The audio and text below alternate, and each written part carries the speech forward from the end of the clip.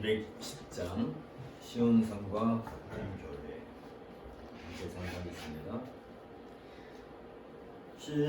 시온산과 같은 교회 그의 영광 많았다. 허락하신 말씀대로 조각진이 세웠다.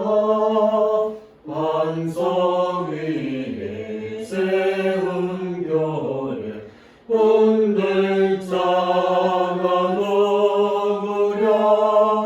모든 원소에 어사도 아무 근심 없도다.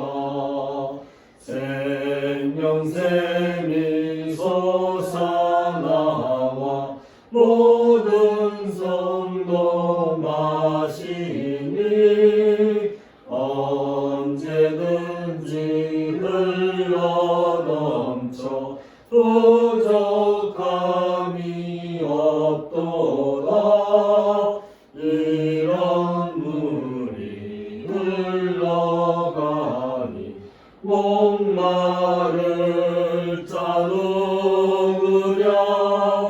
주의 은혜 풍족하여 넘치고도 넘친다.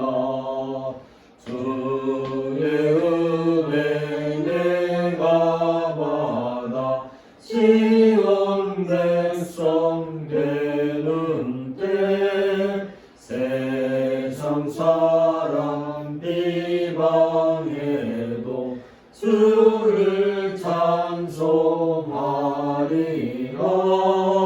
세상 헛된 모든 영광 아침 안개 같으나 주의 자녀 받을 복은 영원 무궁하도다.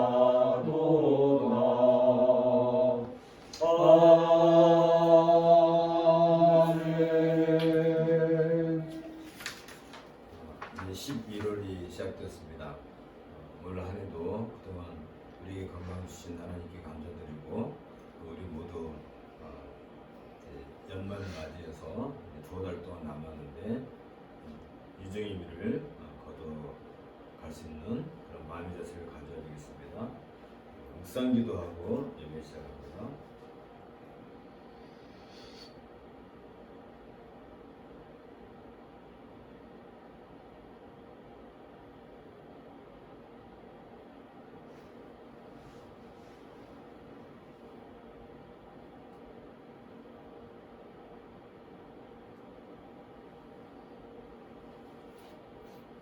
자리에서 일어나셔서 주보 준비하시고요.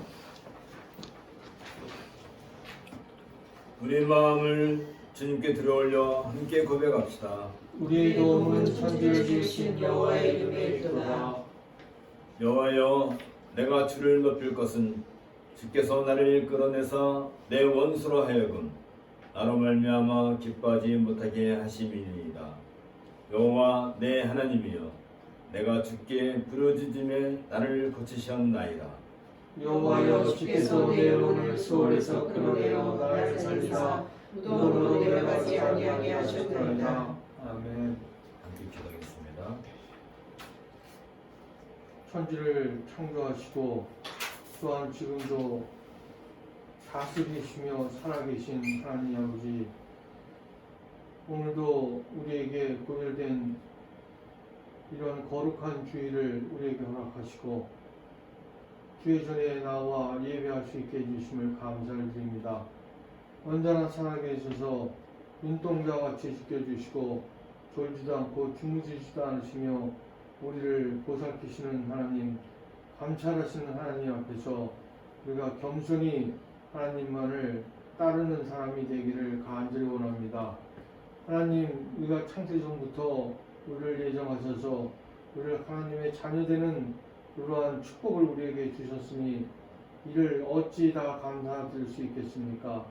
또한 예수 그리스도를 믿는 믿음으로 주 예수 그리스도의 십자가의 보혈로 우리의 죄를 깨끗이 씻어 주시고 우리를 죄에서 해방시켜 주심으로 인하여서 우리를 사망에서 생명으로 어둠에서 빛으로 우리를 이끌으신 하나님 아버지의 놀라우신 사랑 두 손 높이 들어 찬송과 찬양을 드립니다. 그러나 하나님 우리가 나약하여 실족할 죄가 많습니다.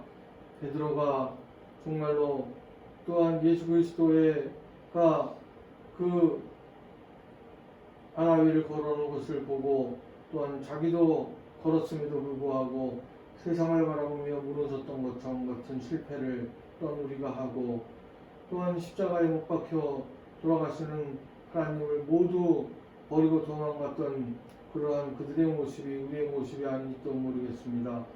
여러 가지로 우리가 하나님을 배반하고 예수 그리스도의 말씀대로 살지 않는 저희들의 모습들 하나님 긍휼히 여기시고 하나님 오늘 우리의 회개형을 보내주셔서 우리가 하나님 앞에 전문적으로 우리가 회개하며 새로워지는 그러한 저희들 되게 하여 주시옵기를 간절히 기도드리옵나이다. 무엇보다도 믿음의 성도들이 되기를 원합니다.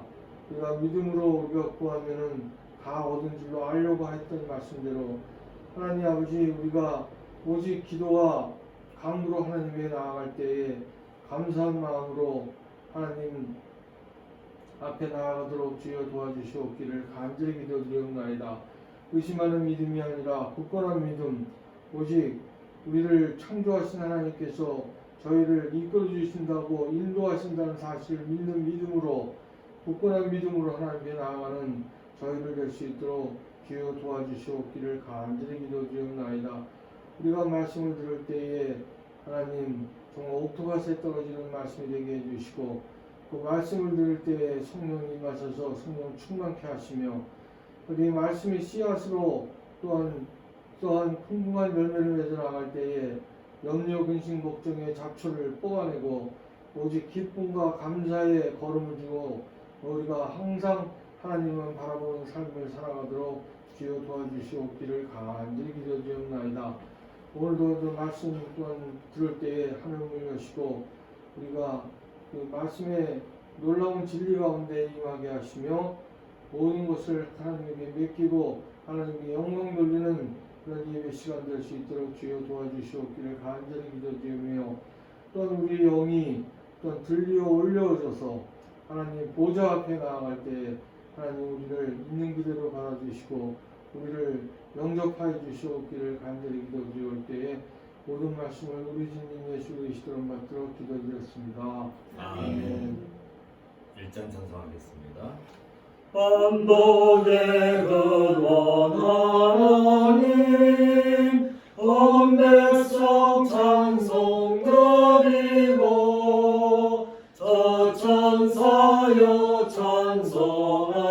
찬송하세 찬송 성부 성자 성령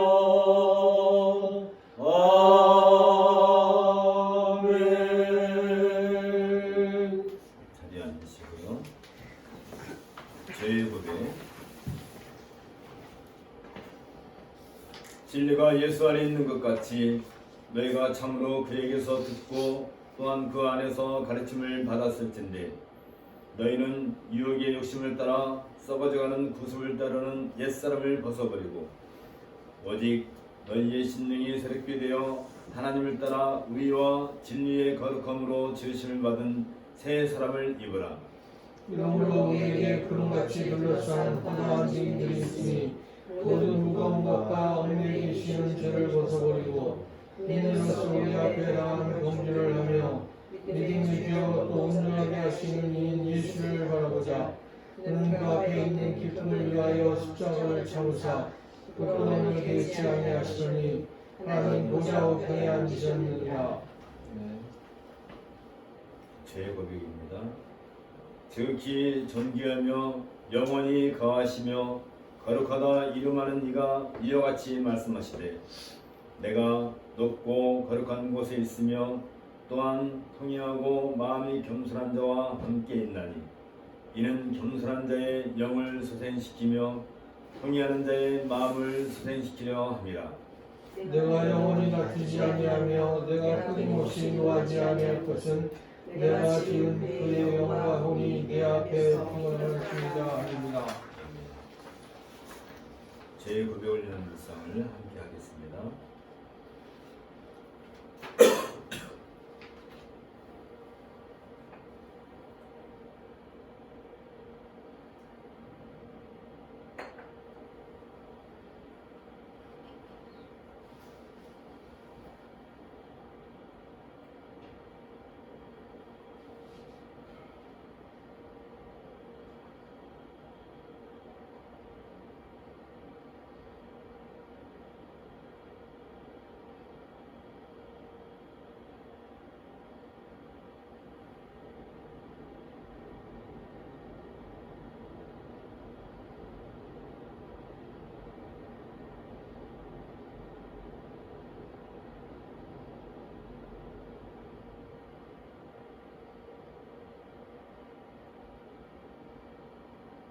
사면과 믿음의 응답. 우리 구주 하나님의 자비와 사랑하심이 나타날 때 우리를 구원하시되 우리가 행한 바 의로운 행위로 말미암지 아니하고 오직 그의 긍휼하심을 따라 중생의 씻음과 성령의 새롭게 하심으로 하셨나니 우리 구주 예수 그리스도로 말미암아 우리에게 그 성령을 풍성히 부어주사 의로 그의 은혜를 힘입어 의롭다 하심으로도 영생의 소망을 따라 상속자가 되게 하려 하심이니라. 찬송가 27장입니다.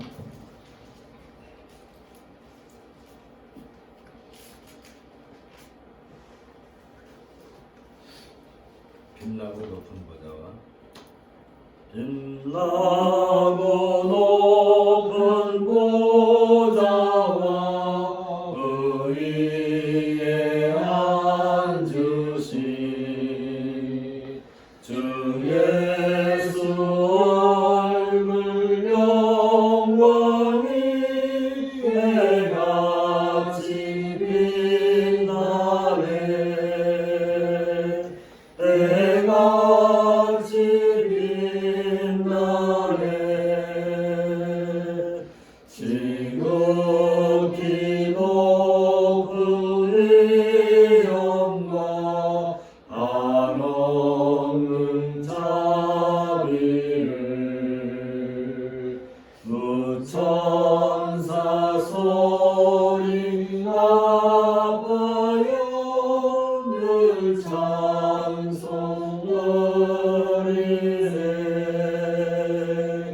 늘 찬송하리네. 영중을 나를 살리려 그 영광 떠나서 그 부끄러운 십자가 날 위해 지셨네. 날 위해 지셨네. 나 이제 생명이 있음은 주님의 은혜요. 저 사망 권세 이기니 큰 기쁨 넘치네. 큰 기쁨 넘치네. 주님의 보좌 있는데 선한 이르러 그 영광 몸소 배울 때 내 기쁨 넘치리. 내 기쁨 넘치리.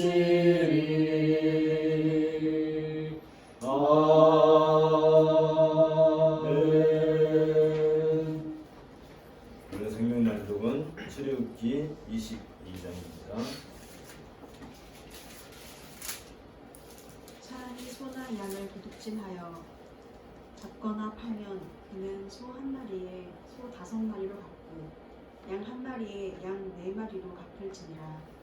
도둑이 뚫고 들어오는 것을 보고 그를 쳐 죽이면 피 흘릴 죄가 없으나 해 돋은 후에는 피 흘릴 죄가 있으리라. 도둑은 반드시 배상할 것이나 배상할 것이 없으면 그 몸을 팔아 그 도둑질한 것을 배상할 것이요 도둑질한 것이 살아 그의 손에 있으면 소나 낙이나 양을 막론하고 갑절을 배상할지니라. 사람이 밭에서나 포도원에서 짐승을 먹이다가 자기의 짐승을 놓아 남의 밭에서 먹게 하면 자기 밭에 가장 좋은 것과 자기 포도원에 가장 좋은 것으로 배상할지니라. 불이 나서 가시나무나 댕겨 낫갈이나 거두지 못한 곡식이나 밭을 태우면 불 놓은 자가 반드시 배상할지니라. 사람이 돈이나 물품을 이웃에게 맡겨 지키게 하였다가 그 이웃집에서 도둑을 맞았는데 그 도둑이 잡히면 갑절을 배상할 것이요 도둑이 잡히지 아니하면 그 집 주인이 재판장 앞에 가서 자기가 그 이웃의 물품에 손댄 여부의 조사를 받을 것이며 어떤 잃을 물건 즉 소나 낙이나 양이나 의복이나 또는 어떤 다른 잃은 물건에 대하여 어떤 사람이 이르기를 이것이 그것이라 하면 양편이 재판장 앞에 나갈 것이요 재판장이 죄에 있다고 하는 자가 그 상대편에게 갑절을 배상할지니라. 사람이 낙이나 소나 양이나 다른 짐승을 이웃에게 맡겨 지키게 하였다가 죽거나 상하거나 끌려가도 본 사람이 없으면 두 사람 사이에 맡은 자가 이웃의 것에 손을 대지 아니하였다고 여호와께 맹세할 것이요 그 임자는 그대로 믿을 것이며 그 사람은 배상하지 아니하려니와 만일 자기에게서 도둑 맞았으면 그 임자에게 배상할 것이며 만일 찢겼으면 그것을 가져다가 증언할 것이요 그 찢긴 것에 대하여 배상하지 아니할지니라. 만일 이웃에게 빌려온 것이 그 임자가 함께 있지 아니할 때에 상하거나 죽으면 반드시 배상하려니와 그 임자가 그것과 함께 있었으면 배상하지 아니할지니라. 만일 새 낸 것이면 새로 난 조카니라. 사람이 약혼하지 아니한 처녀를 꿰어 동침하였으면 납폐금을 주고 아내로 삼을 것이요 만일 처녀의 아버지가 딸을 그에게 주기를 거절하면 그는 처녀에게 납폐금으로 돈을 낼지니라. 너는 무당을 살려두지 말라. 짐승과 행음하는 자는 반드시 죽을지니라. 여호와 외에 다른 신에게 제사를 드리는 자는 멸할지니라. 너는 이방 나그네를 압제하지 말며 그들을 학대하지 말라. 너희도 애굽 땅에서 나그네였으니라. 너는 과부나 고아를 해롭게 하지 말라. 내가 만일 그들을 해롭게 함으로 그들이 내게 부르짖으면 내가 반드시 그 부르짖음을 들으리라. 나의 노가 맹렬함으로 내가 칼로 너희를 죽이니 너희의 아내는 과부가 되고 너희 소녀는 고아가 되리라. 내가 만일 너와 함께한 내 백성 중에서 가난한 자에게 돈을 부어주면 너는 그에게 채권자 같이 하지 말며 이자를 받지 말 것이며 내가 만일 이웃의 못을 전담 잡거든 해가 지기 전에 그에게 돌려보내라. 그것이 유일한 옷이라. 그것이 그의 알몸을 가릴 옷인지 그가 무엇을 입고 자겠느냐. 그가 내게 부르짖으면 내가 들으리니 나는 자비로운 자이니라. 너는 재판장을 모독하지 말며 백성의 지도자를 저주하지 말지니라. 너는 내가 추수한 것과 내가 짜낸 집을 바치기를 더디하지 말지며 내 처음 난 아들들을 내게 줄지며 내 소와 양도 그와 같이 하되 이래 동안 우리와 함께 있게 하다가 몇 해 만에 내게 줄지니라. 너희는 내게 거룩한 사람이 될지니 들에서 짐승에게 찢긴 동물의 고기를 먹지 말고 그것을 개에게 던질지니라. 이는 주님의 말씀입니다. 함께 말씀드립니다. 연보 위에 찬송하겠습니다. 66장.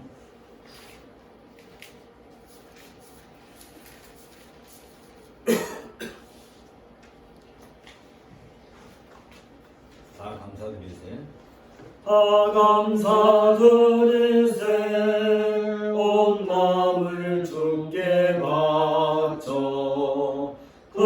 성령을 나와 온 세상 기뻐하네.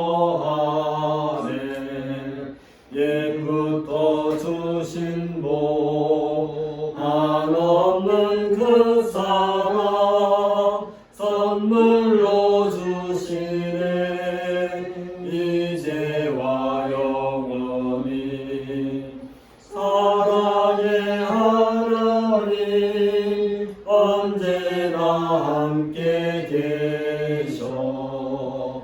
기쁨과 평화에 복 내려 주옵소서. 몸과 만 병들 때 은혜로 지키사 이 세상 악에서 구하여 주소서.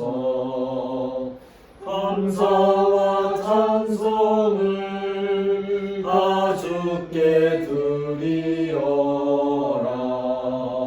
저 높은 곳에서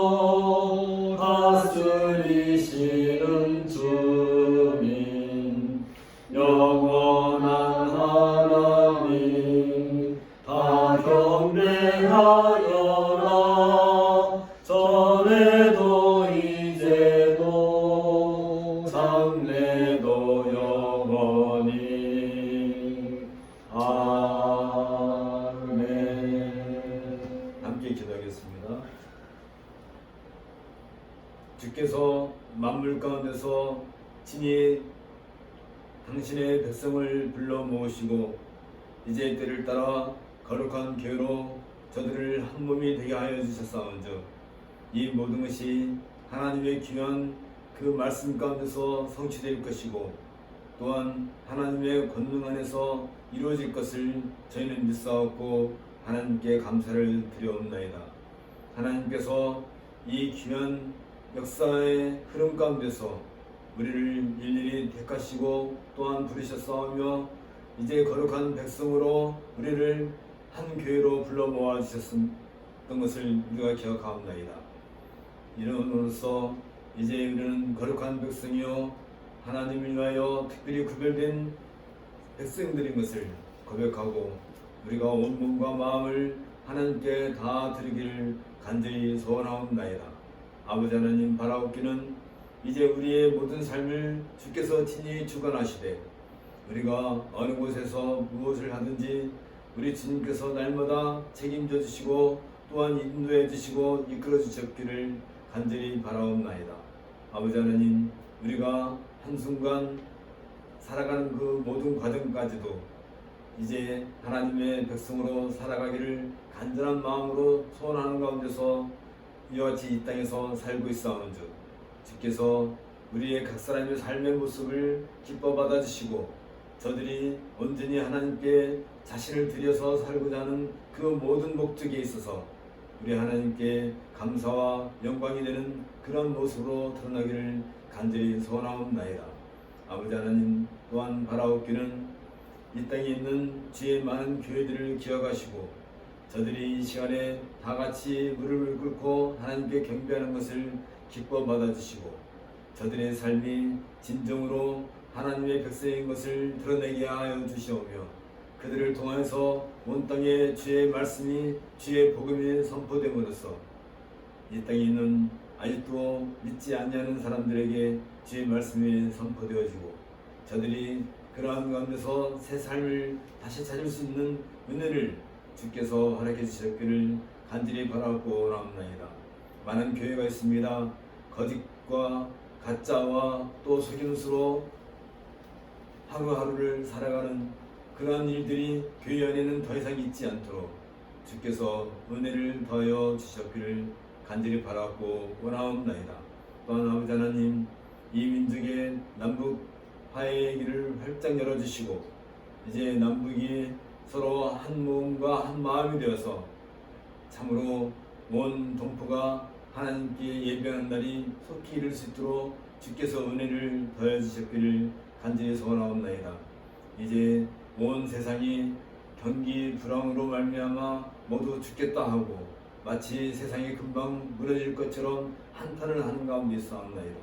그럼에도 불구하고 하나님께서 때를 따라 비를 내리시고 햇빛을 내리시고 또 곡식이 잘 자라게 함으로써 우리들을 먹여 살려주시고 또 우리들에게 삶의 길을 열어주신 하나님께 감사드리옵나이다. 우리 민족이 또한 세상 모든 나라들이 이러한 풍성한 하나님 은혜 가운데서 살고 있다는 것을 저희들이 늘 알고 고백하게 하옵고, 혹시라도 가난한 자가 있거든 주께서 손을 펴서 저들의 가난을 채워주셨기를 간절히 바라고 나옵나이다. 하나님께서 이미 수많은 그 은혜를 베풀어 주셔서 온 세상 민족들이 다 잘 살 수 있도록 은혜를 주셨음에도 불구하고 소수의 몇몇 사람들이 그 재화를 착복하고 또 감춰둠으로 말미암아 온 땅에 공의로운 분배가 이루어지지 않음으로써 빈부의 차가 날로 많아지고 깊어진 것을 보옵나이다. 하나님이여, 이러한 악한 무리들이 이 땅에 얼마나 많이 있는지 지난 역사를 통해서 우리가 충분히 보았습니다. 이제 주께서 저들의 손을 펴게 만드시고 저들의 마음을 열게 만드셔서 가난한 자들에게 하나님의 은혜가 강물같이 흘러내려가는 그런 은혜가 가득하기를 소원하옵나이다. 아버지 하나님, 수많은 사람들이 오늘도 총을 들고 또 무기를 들고 상대방을 향하여서 싸우는 일들이 끊임이 없는 것을 우리가 보옵나이다. 정기적인 이유 때문에, 경제적인 이유 때문에, 국가 간의 이익 때문에 서로 싸우고 다투는 이러한 전쟁의 역사가 하루도 끊이지 않고 계속되고 있는 이 땅을 주께서 불쌍히 여겨주시었고, 그러한 가운데서도 주께서 주의 백성들을 건사해 주시고 저들을 이끌어 주셔서 악한 무리들 속에서도 온전히 하나님을 향하여 믿음을 향하여 나아가는 그 발걸음에 주께서 용기와 이루를 더하여 주옵소서. 이 땅에 주의 그 은혜가 가득하기를 원합니다.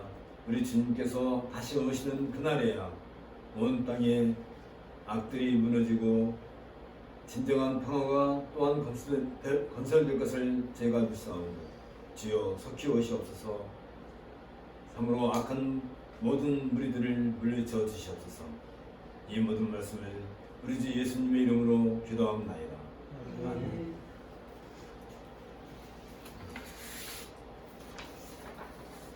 오늘은 옥중서 신강의 14번째입니다. 고린도서 4장 2절부터 6절을 통해서 복음의 진보와 함께하는 성도들의 삶이라는 제목으로 함께 말씀을 나누려고 합니다. 고린도서 4장 2절부터 6절을 같이 보도록 하겠습니다. 기도를 계속하고 기도에 감사함으로 껴있으라. 또한 우리를 위하여 기도하되 하나님의 전도할 문을 우리에게 열어주사 그리스도의 비밀을 말하게 하시기를 구하라.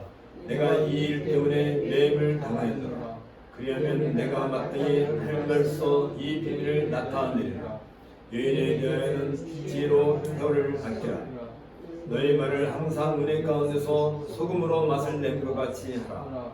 그리하면 각 사람에게 마땅히 대답할 것을 알리라.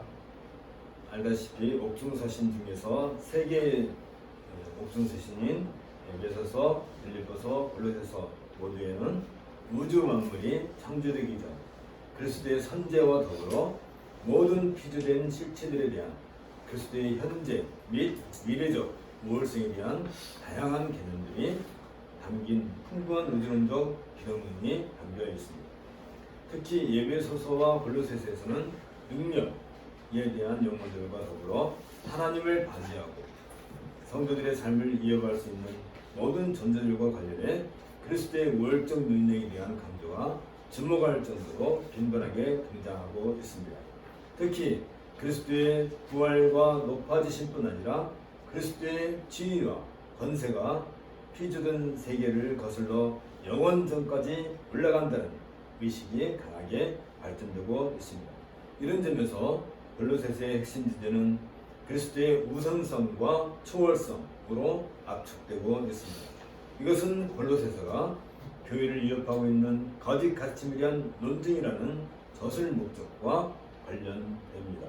이 거짓 가르침은 서론에서 우리가 이미 공부한 것처럼 이방 종교 및 헬라 철학과 혼합된 유대교를 그 배경으로 하고 있었습니다.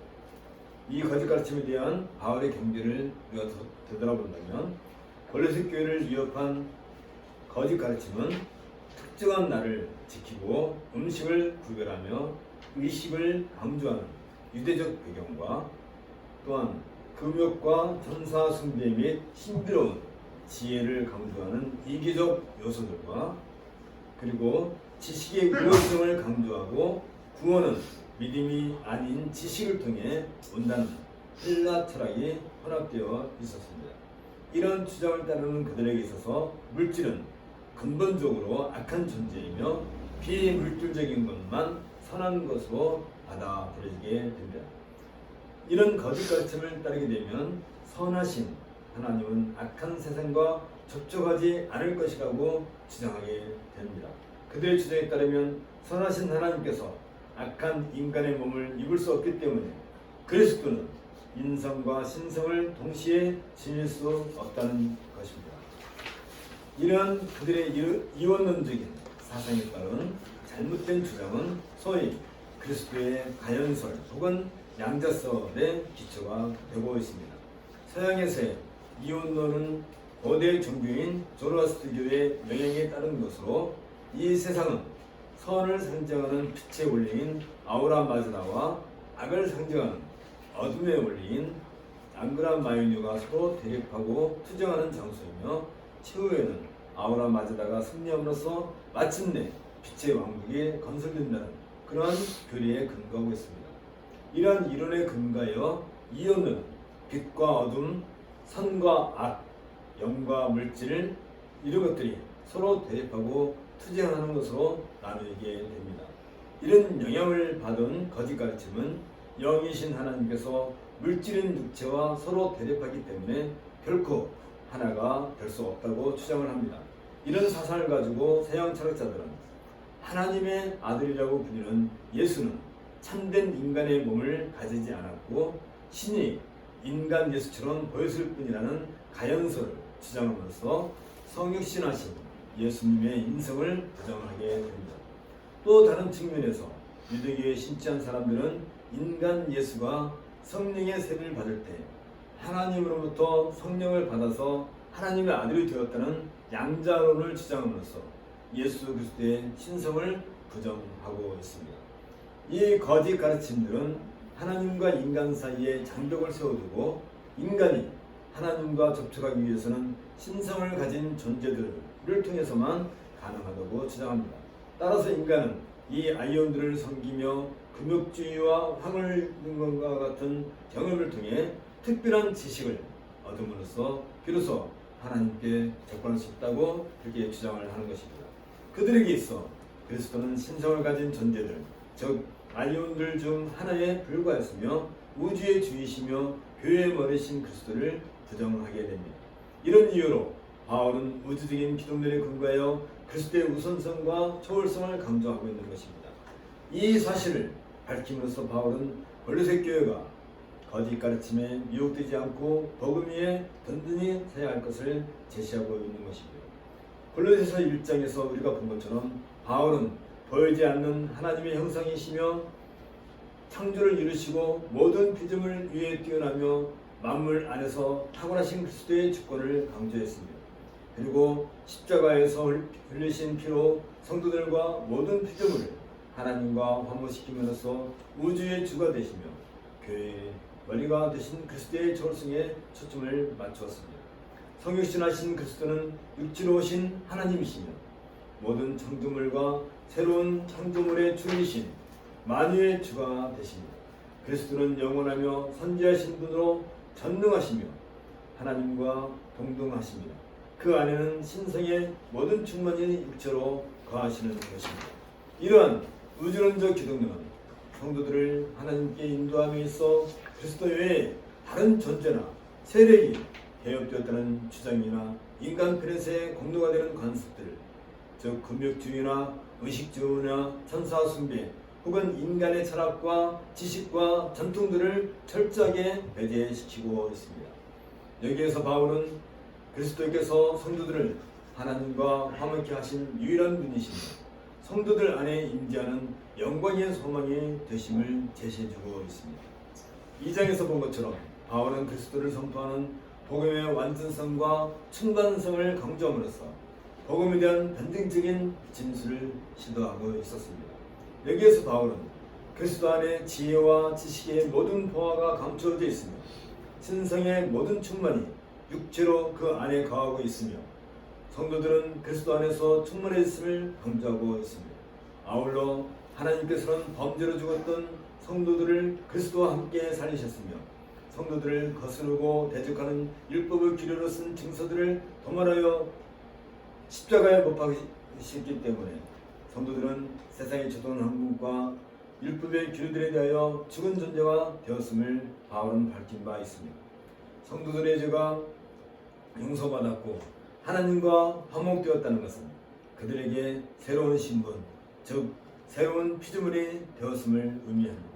이것은 그리스도의 새 창조 사역의 결과이며 그리스도와의 연합을 가능하게 하는 원인이 됩니다.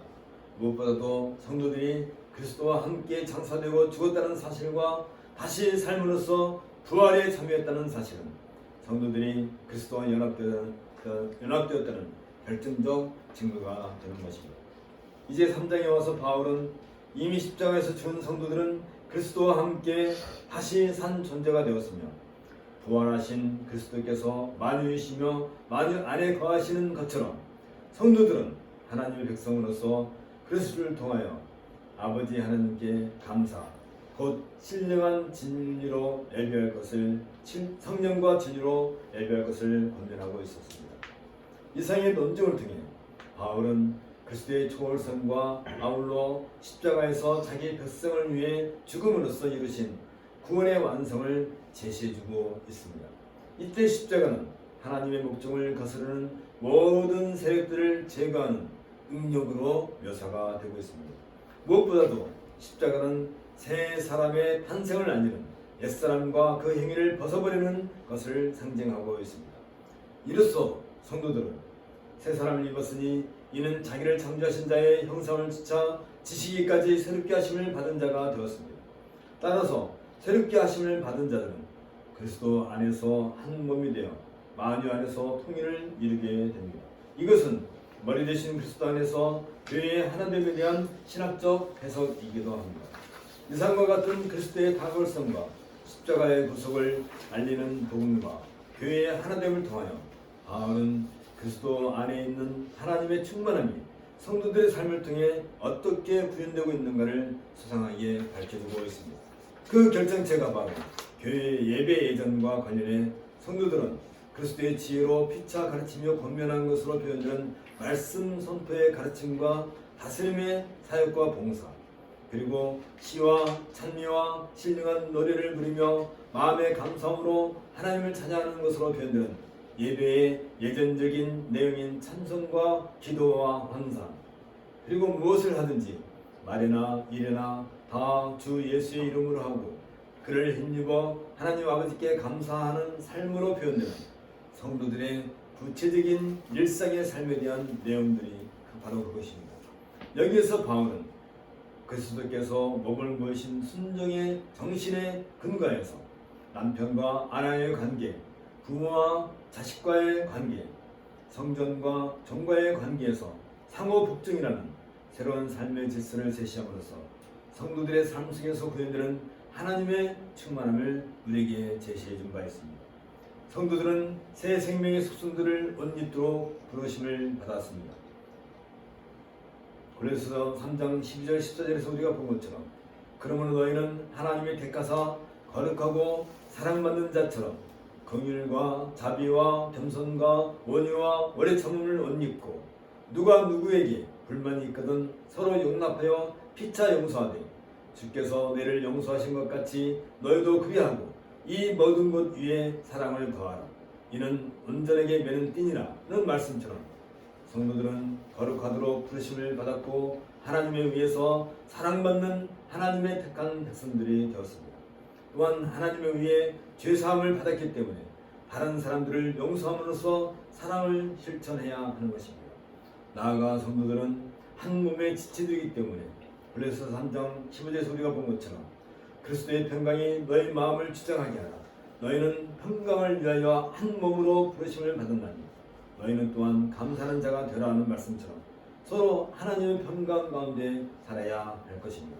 이것은 그리스도의 말씀이 그들 안에 살아있음으로써 가능하게 될 것입니다. 이런 점에서 바울은 또 무엇을 하든지 말이나 일이나 다 주 예수 이름을 하고 그를 힘입어 하나님 아버지께 감사하는 말로써 성도들이 행하는 것은 무엇이든지 주 예수의 이름으로 행해야 할 것을 우리에게 요청하고 있는 것입니다. 남편과 아내, 부모와 자녀, 상전과 종의 관계에서도 이 원칙이 적용됩니다. 모두 주 안에서 행하라는 말에 의해 구속받고 있습니다. 주 안에서 행한다는 것은 성도들이 행하는 모든 것을 결정하시는 주 예수 그리스도와 연합됨으로써 생겨난 새로운 생활 속에서 자신의 삶을 살아간다는 개념을 지격적으로 보여주며 그리스도 예수에 대한 순종이 요구되고 있습니다. 특별히 그리스도 예수는 만물에 대한 머리로서 지위를 가지셨으며 신성의 충만으로 충만하신 분이십니다. 이처럼 골로새서에서 그리스도는 우주적 실체로 인식되고 있는 교회의 머리로 이해됩니다. 그 안에서 성도들은 구속을 받고 죄사함을 받아서 하나님과 화해를 이루고 있으며 그들의 새 생명은 그리스도 안에 감춰져 있고 아직 나타나지 않았지만 그들은 그리스도와 더불어 죽었고 다시 살리심을 받은 것입니다.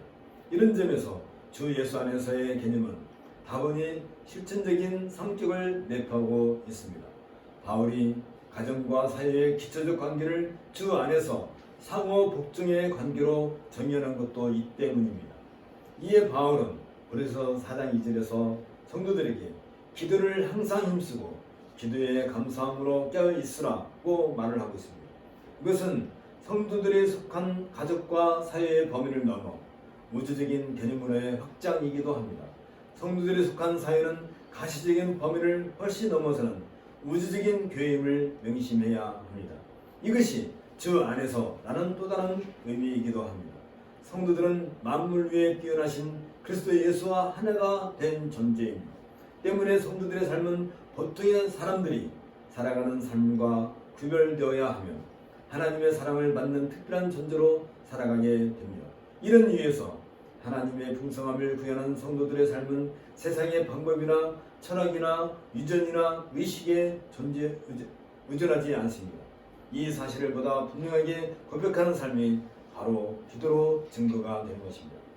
기도를 항상 힘쓰고 라는 말은 한두 번 기도하는 것으로 끝나지 않고 우리가 꾸준히 기도를 계속하고 있어야 할 것을 지시하고 있습니다. 왜냐하면 기도는 하나님을 의존하고 있다는 것을 인정하고 성도들 가운데 계신 하나님의 인재를 실감하며 그분께 온전히 순종하기로 결단한 것 위에 세워지기 때문입니다. 항상 기도에 힘써야 할 이유가 여기에 있는 것입니다. 그리고 기도에 감사함으로 껴있으라는 권면은 그리스도의 말씀이 너희 속에 풍성히 거하여 모든 지혜로 피차 가르치며 권면하고 시와 찬미와 신령한 노래를 부르며 마음의 감사함으로 하나님을 찬양하고 또 무엇을 하든지 말이나 일이나 다 주 예수 이름으로 하고 그를 힘입어 하나님 아버지께 감사하라는 권면과 직접적으로 연결되어 있습니다.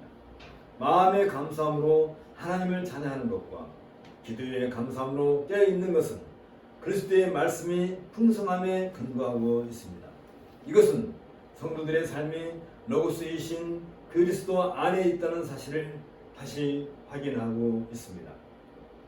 따라서 성도들은 다시 오심으로써 만유를 충만케 하시며 완성케 하시는 그리스도를 고대하는 마음으로 항상 깨어 있어야 하는 것입니다. 특히 감사가 예전에 따른 용어로 하나님을 경배하는 의미를 포함한다는 점에서 이 권면은 그러므로 형제들아 내가 하나님의 모든 자비하심으로 너희를 권하노니 너희 몸을 하나님이 기뻐하시는 거룩한 산제사로 드리라. 이는 너희의 드릴 영적 예배니라. 너희는 이 세대를 본받지 말고 오직 마음을 새롭게 함으로 변화를 받아 하나님의 선하시고 기뻐하시고 온전한 뜻이 무엇인지 분별하도록 하라 는 말씀과 관련되어 있습니다.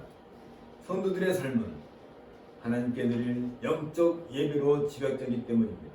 이런 점에서 성도들의 가족관계와 사회생활의 기본 개념으로 상호 복종은 영적 예배의 연속선상에서 더욱 강화됨을 알 수 있습니다.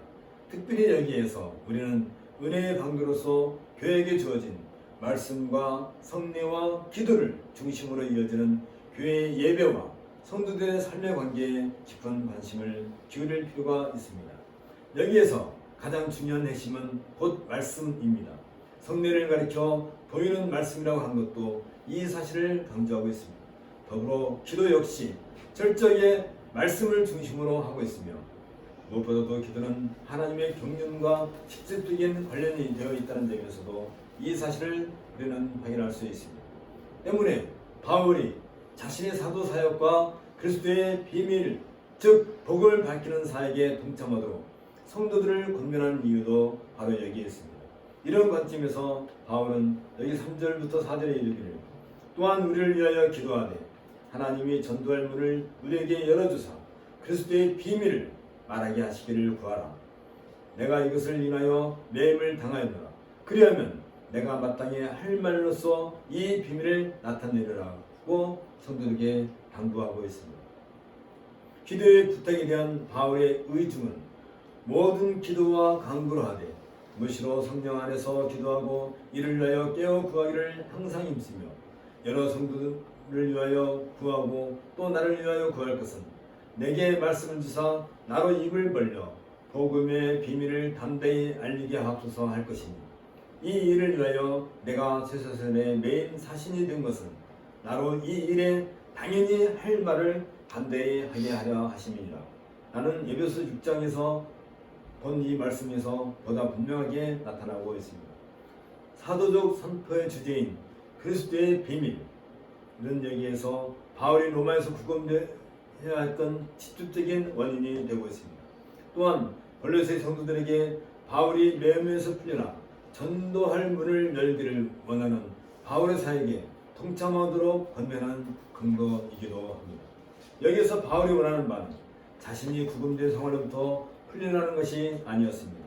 오히려 바울은 하나님의 말씀의 문, 개역성경에는 전도의 문으로 번역하고 있는데 이 하나님의 말씀의 문을 우리에게 열어주사 그리스도의 비밀을 말하게 하시기를 위해 기도할 것을 요청하고 있습니다.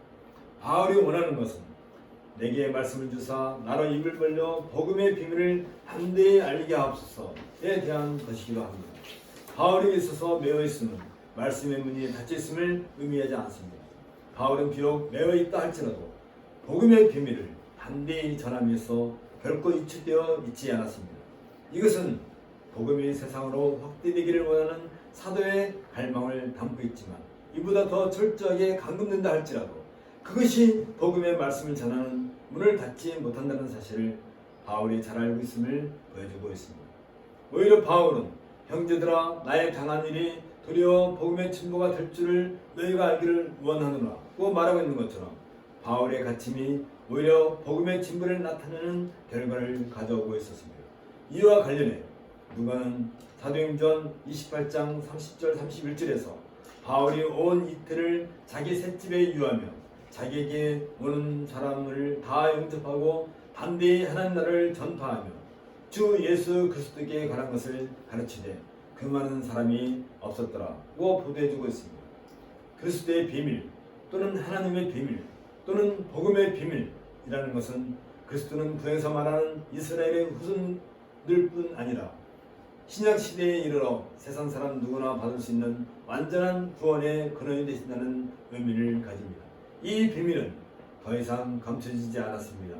이 비밀은 하나님의 경륜 가운데 완전히 드러난 비밀이기 때문입니다. 앞서 바울이 새 사람을 입었으니 이는 자기를 창조하신 이의 형상을 따라 지시기까지 새롭게 하심을 입은 자니라. 거기에는 헬라인이나 유대인이나 헬라파나 무할레파나 야만인이나 수고디안이나 종이나 자유인이 차별이 있을 수 없나니 오직 그리스도는 만유시요 만유 안에 계시니라 라고 말한 것처럼 이 비밀은 신분, 지위, 성별, 국적을 말론하고 모든 사람들의 마음과 생활 가운데 이미 계시되었던 것입니다. 뿐만 아니라 이 비밀은 사도 누가가 누가복음 1장 1절 2절에서 말하는 것처럼 우리 중에 이루어진 사실에 대하여 처음부터 목격자와 말씀에 일꾼된 자들이 전하여준 그대로 내력을 소술하려고 옷을 든 사람이 많은지라 에서 증언하고 있는 것처럼 이미 이루어진 사실이기도 합니다. 이것은 복음이 적대적인 헬라 철학의 좁은 벡터주의와 달리 모든 것을 붓는 데까지 나아가고 있다는 증거이기도 합니다. 바울에게 있어서 복음의 진보는 항상 최대의 관심사였습니다. 여기 5절에 보는 것처럼 외를 향하여서는 지혜로 행하여 세월을 아끼라고 한 말도 복음의 진보와 관련되어 있습니다. 여기에서 외를 향하여서는 지혜로 행하라는 말은 불신자들을 향하여 성도들이 지혜롭게 대처해야 할 것을 지시해주고 있습니다. 왜냐하면 불신자들의 복음에 대한 평가는 결국 복음을 믿고 있는 성도들의 품행과 행실에 달려있기 때문입니다. 지혜롭게 행한다는 것은 전파하는 복음이 받아들이게 되는 가장 효과적인 방법입니다. 이때 지혜는 복음으로 표현되는 하나님 뜻에 대한 인간의 응답이라 할 것입니다. 그 결과에 대해 바울은 그가 우리를 흑암의 권세에서 던져내사 그의 사랑의 아들의 나라로 옮기셨습니다. 그 아들 안에서 우리가 성령 곧 죄사함을 얻었다 라고 분명하게 밝힌 바 있습니다. 또한 그 안에는 지혜와 지식의 모든 보화가 감춰져 있느니라는 말씀처럼 성육신하신 그리스도에 의하여 나타난 이 세상 안에서 살아가는 삶의 새로운 형태인 지혜를 염두에 두고 있습니다. 다시 말하면 지혜는 철저하게 로고스이신 그리스도의 성육신을 통해서만 주어지는 것입니다. 이런 점에서 지혜는 로고스이신 그리스도, 즉 그리스도의 말씀이 성도들 안에 풍성히 거하고 있는 상태를 보여주는 하나의 증표이기도 합니다. 이 또한 복음의 진보를 통해서 주어지는 하나님의 은혜에 속하고 있습니다. 이런 점에서 바울은 성도들에게 세월을 아끼라고 말하고 있습니다. 세월을 아낀다는 말은 기회를 모두 살아는 의미로 그리스도를 위해 한 영혼을 얻기 위한 노력이야말로 그 어떤 것과도 바꿀 수 없을 정도로 가치가 있음을 강조하고 있습니다. 이와 관련해 우리 주님은 마태복음 10장에서 천국과 관련된 7가지 비유를 통해서 말씀하신 바 있습니다. 그 비유 중에서 마태복음 13장 44절 46절에 보면 천국은 마치 밭에 감추인 보화와 같으니 사람이 이를 발견한 후 숨겨두고 기뻐하며 돌아가서 자기의 소유를 다 팔아 그 밭을 사느니라. 또 천국은 마치 좋은 진주를 구하는 장사와 같으니 극히 값진 진주 하나를 발견하면 가서 자기의 소유를 다 팔아 그 진주를 사느니라고 말씀하셨습니다. 이 예수님의 말씀 속에는 여기에 보는 것처럼 보화와 진주가 더 중요한 이야기가 아니라 그것을 사기 위해서 자기의 소유를 다 팔아서 빨리 그 밭과 진주를 샀다는 점에 그 목적이 있는 것을 우리가 알 수 있습니다. 이 말은 세월을 아끼라 때가 악하니라는 말과 같이 만물의 마지막에 서둘러 가까이 오고 있다는 점을 강조해주고 있습니다. 따라서 성도들은 복음으로 다른 사람을 얻기 위해 늘 최선을 다해야 하는 것입니다. 이와 관련해서 바울은 성도들에게 너희 말을 항상 은혜 가운데서 소금으로 맛을 낸 것 같이 하라. 그리하면 각 사람에게 마땅히 대답할 것을 알리라고 권면하고 있습니다. 여기에서 소금으로 맛을 내다 는 말은 바울은 믿음을 일으키지 못하는 어떤 말이든지 그것들은 모두 맛이 없는 것으로 치부하고자 하기 위함인 것을 우리가 알게 됩니다. 이 내용은 철저하게 복음을 그 내용으로 가지고 있는 말씀 곧 로고스를 중심에 두고 있습니다. 이처럼 성도들의 말, 즉 언어 생활에 대한 가르침은 무릇 더러운 말은 너희 입 밖에도 내지 말고 오직 덕을 세우는 데 소용되는 대로 선한 말을 하여 듣는 자들에게 은혜를 끼치게 하라는 말씀을 통해 더 분명해집니다.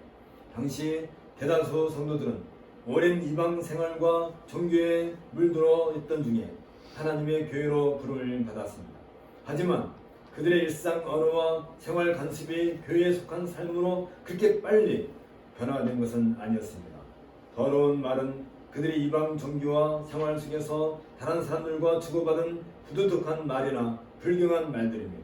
이것들이 교회 생활에 아무런 대책 없이 난입하게 될 경우 그 해악은 이루 말할 수 없습니다. 특히 개종하기 이전에 일삼았던 외설, 독설적 언어들, 악의적인 소문 등은 새롭게 부름받은 교회 공동체적 삶을 깨뜨리는 해악을 가져왔습니다. 반면에 덕을 세운다는 것은 일반적인 학문이나 교훈들이 말하는 것처럼 개인의 도덕적 하명을 고치는 것에 그 목적이 있는 것이 아닙니다. 우리가 덕을 세우는 목적은 이는 성도를 온전하게 하여 봉사의 일을 하게 하며 그리스도의 몸을 세우려 하심이라는 말씀처럼 오로지 그리스도의 몸된 교회를 세우는 데 있어야 하는 것입니다. 이처럼 복음의 친분은 전인의 삶으로 표현되는 인격, 즉 믿음과 사랑과 소망과 깊은 관계가 있습니다. 아울러 그리스도 안에 있는 하나님의 풍성함을 구현하는 성도들에게 나타나는 새로운 인격의 실천적 모습이 곧 복음의 진전으로 구현되는 것입니다. 선한 말을 하여 듣는 자들에게 은혜를 끼치게 하라고 한 이유가 여기에 있습니다. 은혜를 끼친다는 말은 소망에 관한 이유를 묻는 자에게는 대답할 것을 항상 예비하는 것과 관련됩니다. 이 말은 너희 마음의 그리스도를 주로 삼아 거룩하게 하고 너희 속에 있는 소망에 관한 이유를 묻는 자에게는 대답할 것을 항상 예비하되 원유와 두려움으로 하고 선한 양심을 가지라는 베드로 사도의 말에서 보다 분명하게 확인되고 있습니다. 따라서 성도들은 성령께서 친히 이 일을 하도록 그들을 도우실 것이기 때문에 아무것도 두려워할 이유가 없는 것입니다. 왜냐하면 앞서 우리가 고린도서 3장 16절 10절에서 본 것처럼 그리스도의 말씀이 너희 속에 풍성히 거하여 모든 지혜로 피차 가르치며 권면하고 시와 찬송과 신령한 노래를 부르며 감사하는 마음으로 하나님을 찬양하고 또 무엇을 하든지 말에나 일에나 다 주 예수의 이름으로 하고 그를 힘입어 하나님 아버지께 감사하고 바울이 말한 것처럼 성도들은 참된 지혜 곧 로고스이신 그리스도 즉 그리스도의 풍성한 말씀 안에서 살고 있기 때문입니다. 성도들은 이 세상을 발현하는 것에서 이 새 생명을 발현하는 것에서 가장 확실하게 그 특성을 드러내게 됩니다. 그리고 새 생명의 특성은 하나님께서 그들을 이 세상에서 구별하여 선택하셨다는 역사적인 사실인 홍해 사건을 통해 밝힌 것처럼 성도들이 하나님을 예배하는 것으로 현저하게 드러나게 됩니다. 따라서 새 시대를 시작하고 있는 교회 시대에서 가장 두드러진 성도들의 특성은 매 주일 교회로 모여 공적 예배를 행하는 것에서 온전한 모습을 구현하게 되는 것입니다. 거짓과 이선과 포악으로 가득한 이 어둠의 세상에서 바울은 골로새 교회 성도들에게 무엇보다도 먼저 그들이 복음에 합당한 삶을 살아가기 위해 하나님께 온전한 예배를 드리는 것으로부터 시작된다는 사실을 누차 강조해주고 있습니다. 이 예배는 은혜의 방도인 말씀과 성례와 기도가 그 중심에 자리에 있으며 성도들은 찬송과 헌상과 구제를 통해 자신들이 하나님의 은혜 안에 있음을 직접 경험하게 됩니다. 이로부터 성도들은 하나님의 은혜를 받는 백성으로서 믿음과 사랑과 소망을 가지고 이 세상에서 성도로서 온전한 삶을 추구하게 되는 것입니다. 그 첫 번째 삶의 정형으로 바울은 상호 복종의 원칙을 제시하고 부부관계 또 부모와 자녀관계 그리고 상급자와 하급자와의 관계가 주 안에서 구현되어야 할 것을 밝힌 바 있습니다.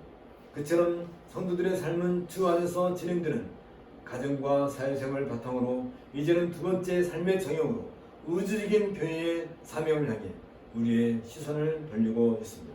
곧 하나님의 경륜에 따른 기도와 감사 그리고 하나님의 은혜를 온 세상에 전하는 복음 전파를 위해 성도들은 교회의 머리이신 그리스도의 인도 아래 일사불란하게 나아가야 하는 것입니다. 특별히 이 모든 삶의 정형에서 바울은 무엇보다도 먼저 말씀을 그 중심에 두고 있습니다. 이것이 바로 그리스도의 비밀 또는 하나님의 비밀 또는 복음의 비밀이라고 하는 복음인 것입니다.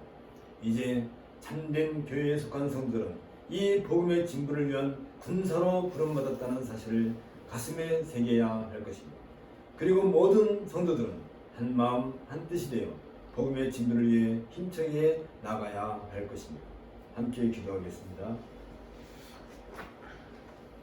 또 무엇을 하든지 말이나 일이나 다 주 예수의 이름을 하고 그를 힘입어 하나님 아버지께 감사하는 말씀처럼 새 생명을 받은 성도들로 하여금 온전히 주 안에서 살아갈 수 있도록 은혜를 베풀어 주시는 우리의 아버지신 하나님, 우리를 만세전부터 택하시고 성도들로 부르심으로써 세상의 악한 권세를 향해 영적 전쟁을 수행할 수 있는 권세를 주시고 모든 성도들이 그리스도의 인도하심 가운데 그 어떤 상황에서도 말씀 중심의 삶을 살아가게 해주심에 감사를 드리옵나이다.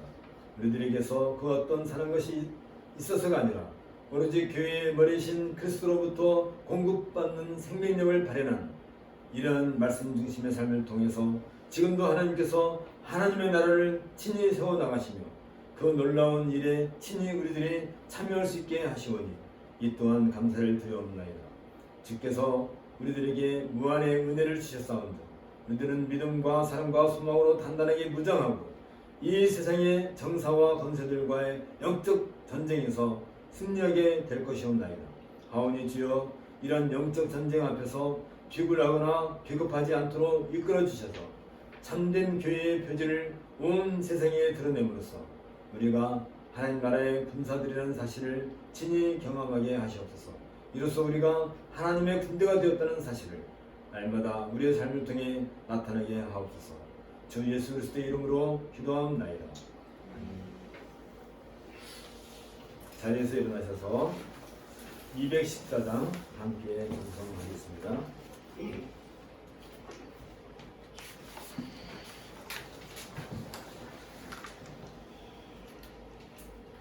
나 주의 도움 받고자 나 주의 도움 받고자 주 예수님께 빕니다.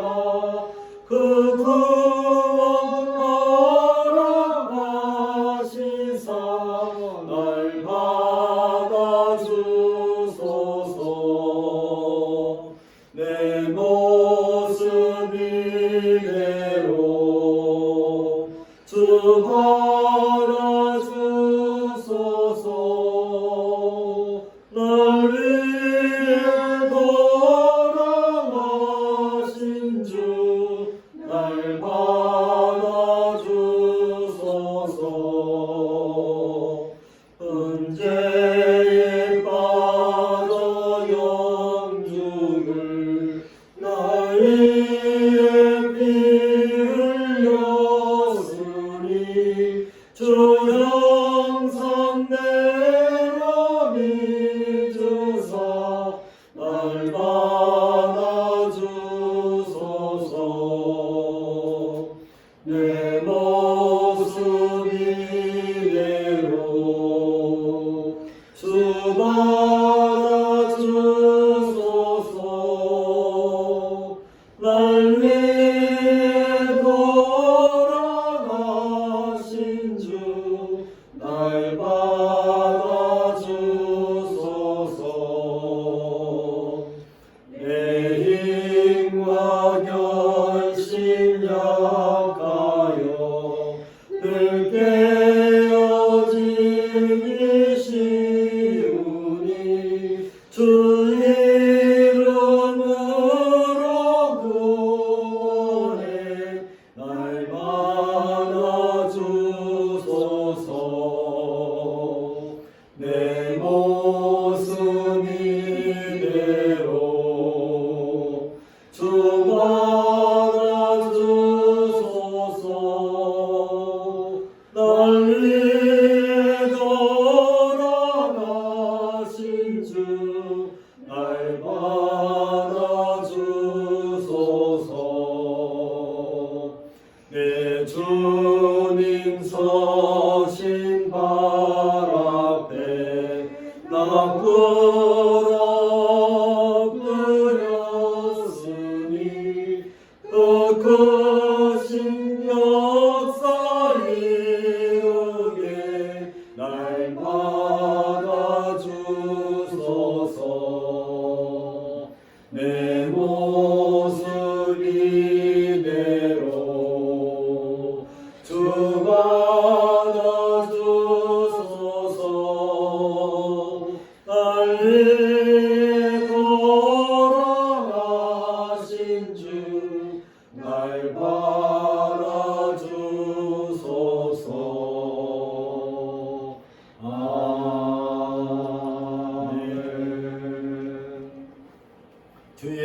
그리스도의 은혜와 하나님의 사랑과 성령의 하심이 너희 우리와 함께 있을지어다. 아멘. 3장 성령하겠습니다. 성부 성자 성령 찬송과 영광 돌려보내세